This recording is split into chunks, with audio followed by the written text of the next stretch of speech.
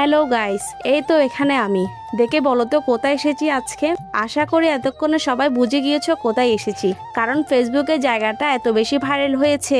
এই জায়গা চিনে না এমন মানুষ খুব কমই পাওয়া যায়। হ্যাঁ, আজকে এসেছি চট্টগ্রাম বিশ্ববিদ্যালয়ের নবনির্মিত সরস্বতী মন্দিরে। যদিও ভিডিওটি অনেকদিন আগে করা হয়েছে, সময়ের অভাবে দেওয়া হচ্ছিল না, তাই ভাবলাম আজকে ভিডিওটা রেডি করে ফেলি। আমাদের বাসা থেকে মন্দিরে যেতে খুব বেশি একটা সময় লাগে না, তাই বিকেলের দিকে গিয়েছিলাম মন্দিরে। প্রথমে গেটে ঢুকে মন্দিরটা সৌন্দর্য দেখে যে কেউ মুগ্ধ হবে। খুব অন্যরকম নকশায় তৈরি করা হয়েছে মন্দিরটি।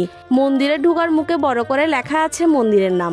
মন্দিরের বাইরের অংশ যতটুকু সুন্দর, তার চেয়ে বেশি সুন্দর ভিতরের অংশ। মাঝখানে সুবিশাল খোলা অংশ, তার চারপাশে শ্রীকৃষ্ণের বিভিন্ন লীলাচিত্র আকারে ফুটিয়ে তোলা হয়েছে, যা দেখলে বেশ ভালো লাগে। মন্দিরের দোতলা ও তিনতলা থেকে ছবি তুললে খুব দারুণ লাগে পুরো জায়গাটা, তাই সেই কাজটাও সেরে নিলাম, সাথে কিছু ভিডিও করে নিলাম। এর মধ্যে পুরোহিত মশাই এসে মন্দিরের দরজা খুলে দিল। মা সরস্বতীর বিগ্রহটি খুব দারুণভাবে ফুটিয়ে তোলা হয়েছে এই মন্দিরে।